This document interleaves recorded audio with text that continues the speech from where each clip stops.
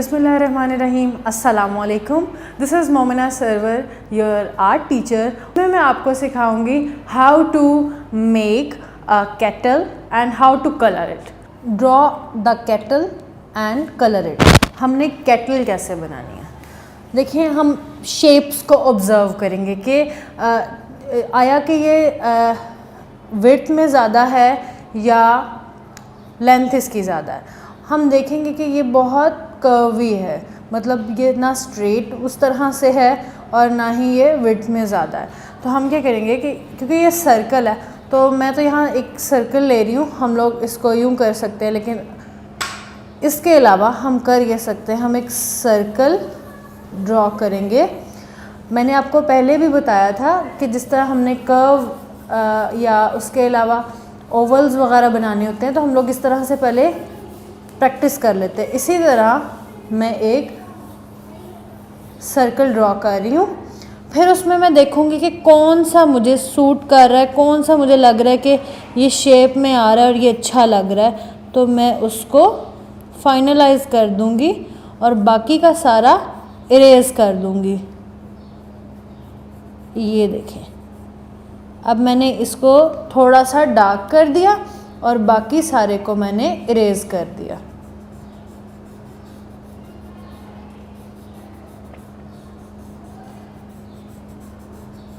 ठीक है जी। इसके बाद मैंने क्या किया, मैंने देखा कि अब इसकी शेप किस तरह से आ रही है। ऐसे आके इसकी बेस है और बेस कुछ इस तरह से है। ठीक है जी। उसके बाद ये यहाँ से हमने सिर्फ उनकी शेप्स को देखना है, ऑब्ज़र्व करना है। जब आपकी ऑब्ज़र्वेशन ज़्यादा स्ट्रॉन्ग होगी तो हम लोग बड़े आसानी से ऑब्जेक्ट्स बना सकेंगे। ये देखें,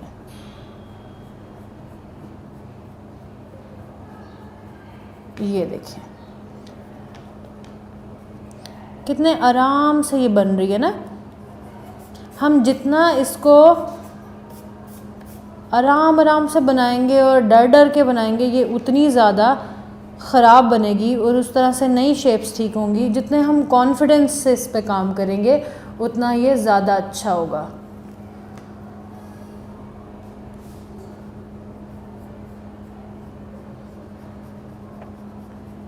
ये लीजिए।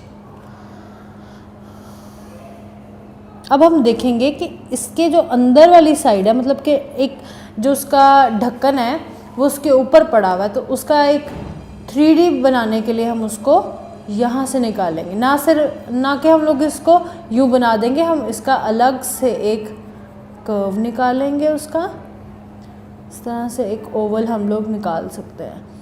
अच्छा, उसके बाद हम ये वाला एरिया इरेज करके सेंटर वाला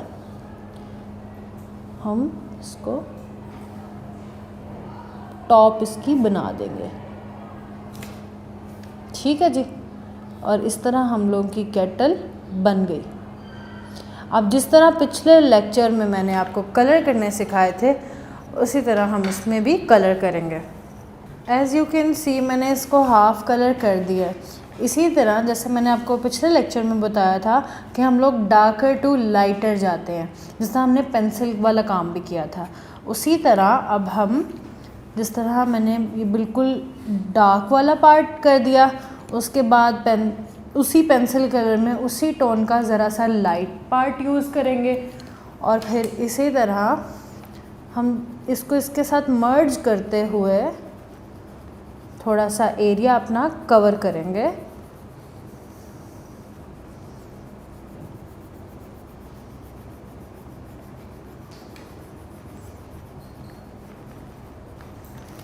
ठीक है।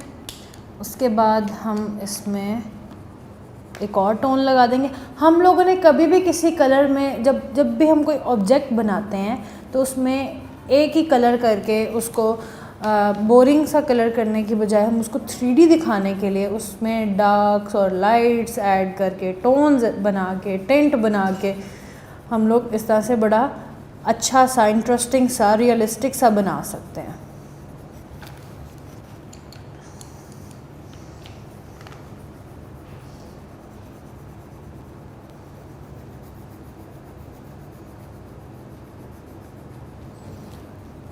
हम थोड़ा सा इसको पीछे वाले कलर्स में भी मर्ज करते जाएंगे ताकि ये पैची ना लगे कि इतना सा पार्ट कुछ और है, इतना सा और है। इनको मर्ज करना है आपस में, इनका आपस में मर्ज होना बहुत ज़रूरी है, अदरवाइज़ ऐसा लगेगा इतना सा पार्ट अलग है, इतना सा अलग है, इस तरह से।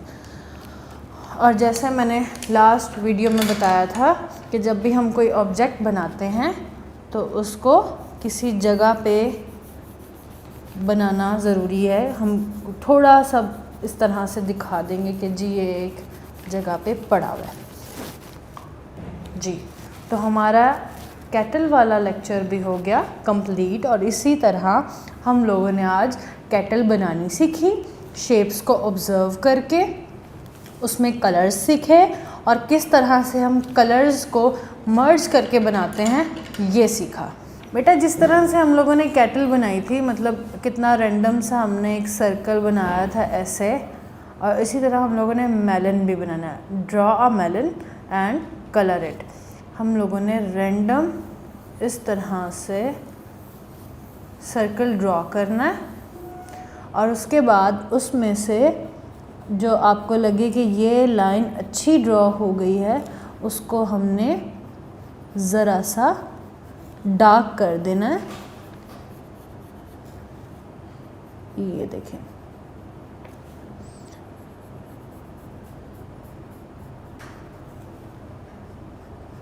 हमने इसको डार्क कर दिया और उसके बाद हमने एक छोटू सा सर्कल ड्रॉ किया ओवल, और इसके बाद यहाँ से हम लाइंस ले आए।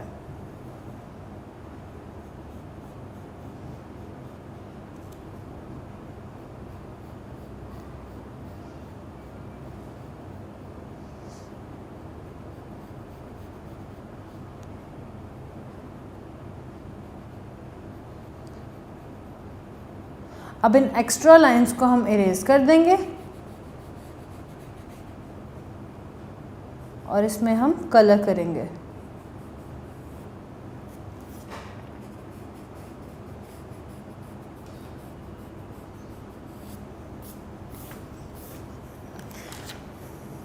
अब हम देखेंगे कि जो मेलन होता है उसकी सरफेस जो होती है वो मैट होती है, शाइनी नहीं होती, तो वो कहीं से इतनी ज़्यादा उस पर लाइट नहीं पड़ती। वो अगर लाइट पड़े भी तो बहुत ज़्यादा नहीं पड़ती। तो इसलिए हम लोग जब मैट ऑब्जेक्ट बनाते हैं, यानी कि जिसका कलर्स उस पर शाइन इतनी ज़्यादा नहीं पड़ती, तो उसमें हम उस तरह से काम नहीं करते। जैसे हमने पहले जितने भी ऑब्जेक्ट्स बनाए हैं उसमें हमने क्या किया था, कहीं ना कहीं से उन पर लाइट आ रही थी और लाइट को हम लोगों ने शो किया था बाय लीविंग द पेज। और अब हम लोग इसको पूरे को कलर कर देंगे, लेकिन मेक श्योर हमने जब कलर्स करने हैं तो इस तरह से ही करने हैं जिस तरह ये लाइंस हैं, यानी कि इस तरह से, ना कि ऐसे और ना कि ऐसे। हमने ऐसे कलर करने हैं।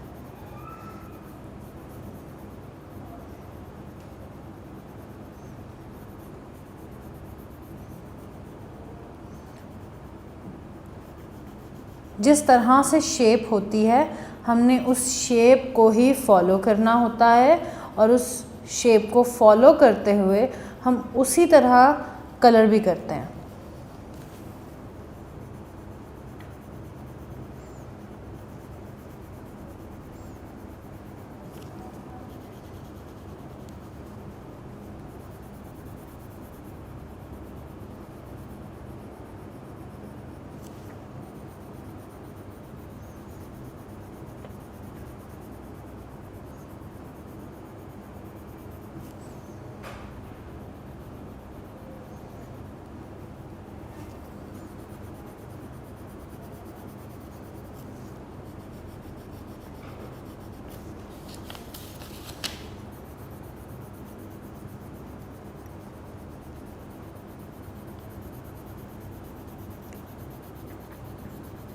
ये देखें। अच्छा, अब ये जो लाइंस हैं हमने दिखाना है कि ये नेचुरल हैं, तो उसको रियलिस्टिक बनाने के लिए हम लोग यहाँ पर इन पे ग्रीन कलर कर देंगे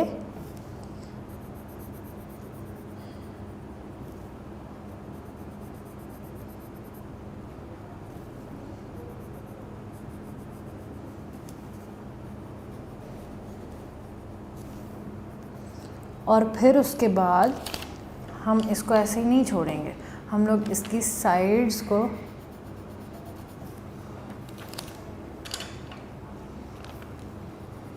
थोड़ा सा लाइट कलर कर देंगे। ठीक है जी, इस तरह से।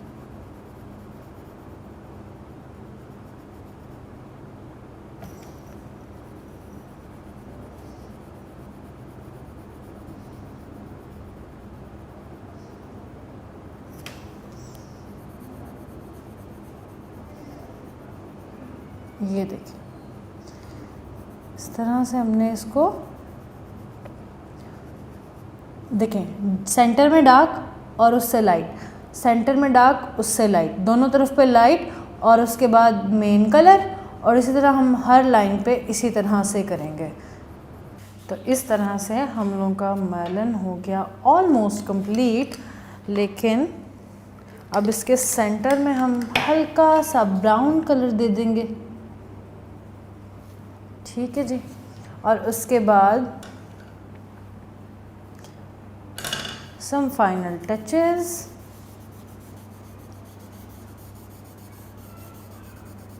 So here we go। I hope कि आपको अच्छे से समझ आ गई होगी। तो मिलते हैं नेक्स्ट लेक्चर में, तब तक के लिए अल्लाह हाफिज़।